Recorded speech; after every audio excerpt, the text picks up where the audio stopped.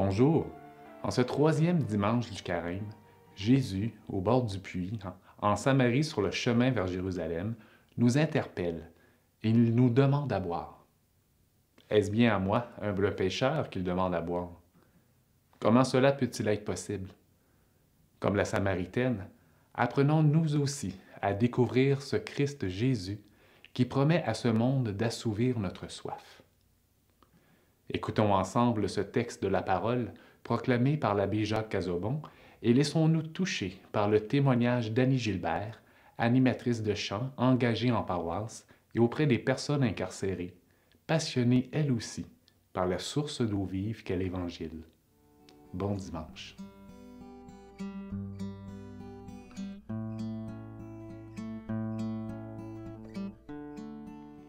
Évangile de Jésus-Christ selon saint Jean. En ce temps-là, Jésus arriva à une ville de Samarie appelée Sychar, près du terrain que Jacob avait donné à son fils Joseph. Là se trouvait le puits de Jacob. Jésus, fatigué par la route, s'était donc assis près de la source. C'était la 6e heure, environ midi. Arrive une femme de Samarie qui venait puiser de l'eau. Jésus lui dit : « Donne-moi à boire. » En effet, ses disciples étaient partis à la ville pour acheter des provisions. La Samaritaine lui dit : « Comment, toi, un Juif, tu me demandes à boire, à moi, une Samaritaine ? » En effet, les Juifs ne fréquentent pas les Samaritains. Jésus lui répondit : « Si tu savais le don de Dieu et qui est celui qui te dit « Donne-moi à boire », c'est toi qui lui aurais demandé et il t'aurait donné de l'eau vive. » Elle lui dit : « Seigneur, tu n'as rien pour puiser et le puits est profond. D'où as-tu donc cette eau vive? Serais-tu plus grand que notre père Jacob, qui nous a donné ce puits et qui en a bu lui-même avec ses fils et ses bêtes? » Jésus lui répondit : « Quiconque boit de cette eau aura de nouveau soif, mais celui qui boira de l'eau que moi je lui donnerai n'aura plus jamais soif.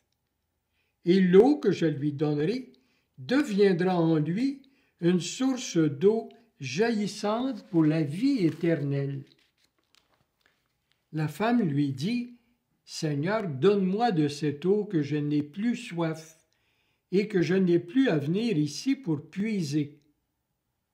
Je vois que tu es un prophète. » Eh bien, nos pères ont adoré sur la montagne qui est là. Et vous, les Juifs, vous dites que le lieu où il faut adorer est à Jérusalem.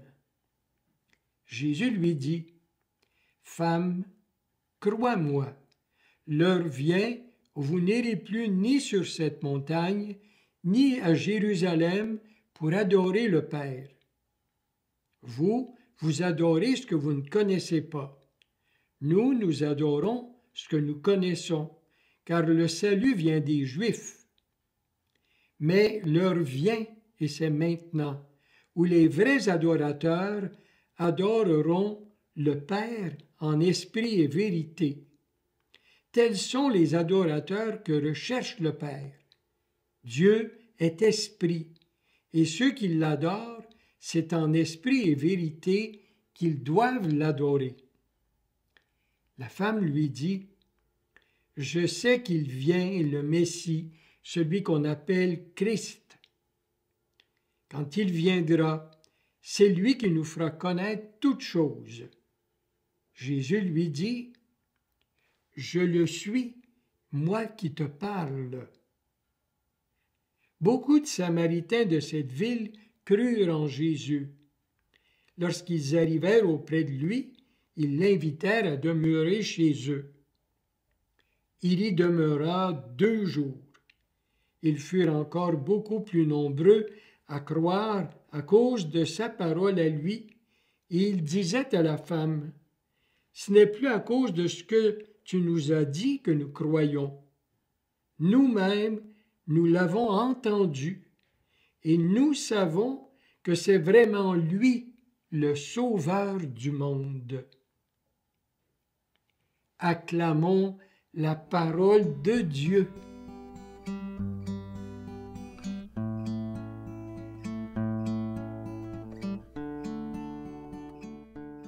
Bonjour.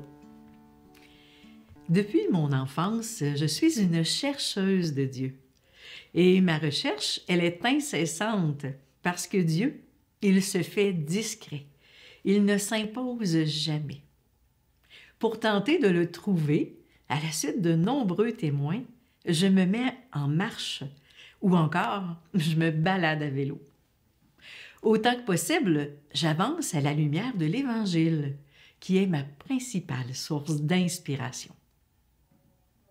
Sur ma route, comme chacun de nous, je présume, je rencontre de nombreux défis, heureusement. J'ai la joie de croiser de belles personnes qui agrémentent mon parcours de vie, qui est souvent assez sinueux, je l'avoue.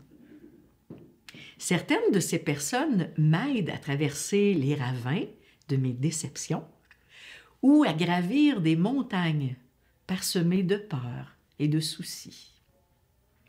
À d'autres occasions, c'est à mon tour de tendre la main et de prendre soin d'un voyageur fatigué ou blessé, notamment à travers mon écoute de l'autre et aussi mes engagements. C'est tellement précieux de marcher ensemble, que ce soit dans le beau parc de la Mauricie, autant que dans la vie chrétienne. Pour apprécier la promenade et même me dépasser, la mise en forme, c'est nécessaire. Toutes les personnes qui ont fait le chemin de Compostelle pourront vous en témoigner. Ma vie spirituelle a elle aussi besoin d'entraînement, et par moments, des périodes plus intensives encore. C'est l'occasion que me donne le carême, un moment où je déploie des efforts plus grands pour nourrir ma foi et ma vie en communauté.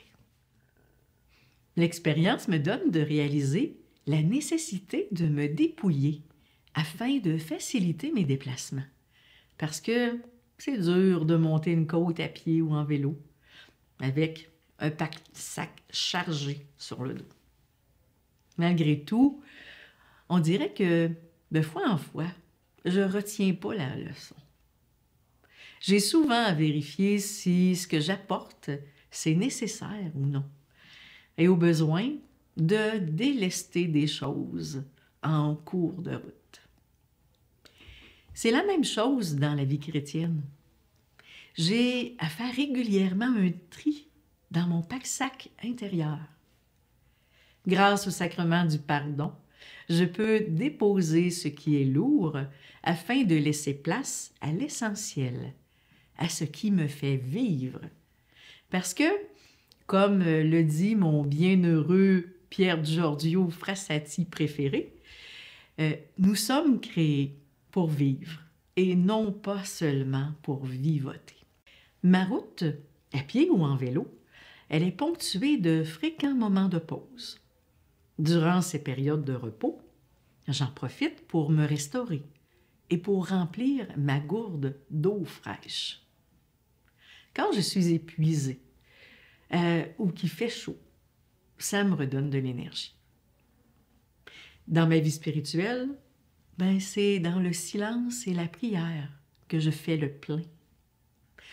Comme le disait saint Augustin, je suis invitée à descendre au fond de mon puits intérieur, là où Dieu se trouve. Toujours disponible, il est prêt à m'offrir son eau vive, ce Dieu de vie. Sur ce thème, une toile peinte par un prêtre allemand nommé Sigurd Koder enrichit ma méditation. Dans son illustration de l'évangile de la Samaritaine, que nous avions justement aujourd'hui, on ne voit pas Jésus assis sur le bord du puits. On découvre plutôt son visage qui se reflète dans l'eau, à côté de la figure de la Samaritaine, qui est penchée au-dessus de ce puits. Alors, si je peux rencontrer Dieu au fond de moi, je le découvre aussi dans le cœur de l'autre, parce que là, il se tient aussi. De plus, quand je reste attentive aux événements du quotidien et que j'en fais la relecture, c'est souvent une perception que j'ai de ces passages. Oui, Dieu, il passe tout simplement. Des fois, c'est à travers la lecture d'un livre qui me touche. C'est peut-être un appel téléphonique ou un texto qui arrive juste au bon moment. Et parfois, c'est une intuition soudaine ou encore juste l'apparition d'un bel arc-en-ciel. Ces moments, je les nomme clins d'yeux. Ils me rappellent que je ne suis jamais seule. En les remarquant, ça me permet de manifester ma gratitude, autant envers Dieu qu'envers les personnes qui font route avec moi. Alors, bonne marche à chacun, à chacune, tous ensemble vers Pâques.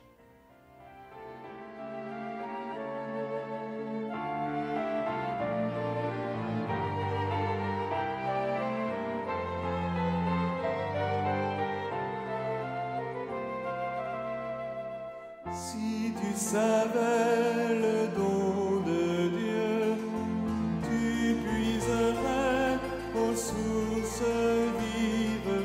Si tu savais le don de Dieu, tu puiserais aux sources vives. Et tu n'aurais d'autre lumière que l'éclat du matin.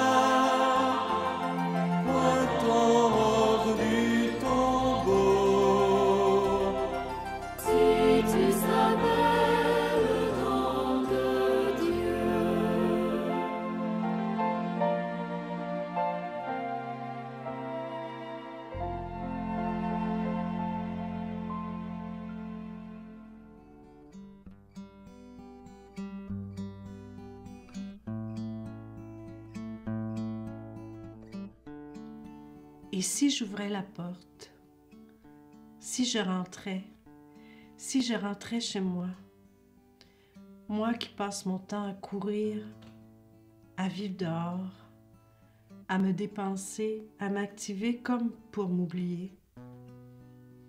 Et si j'ouvrais la porte, si je rentrais chez moi, pour me retrouver un peu, faire le point comme on dit, ouvrir au silence ma porte afin qu'il s'installe discret comme un ami.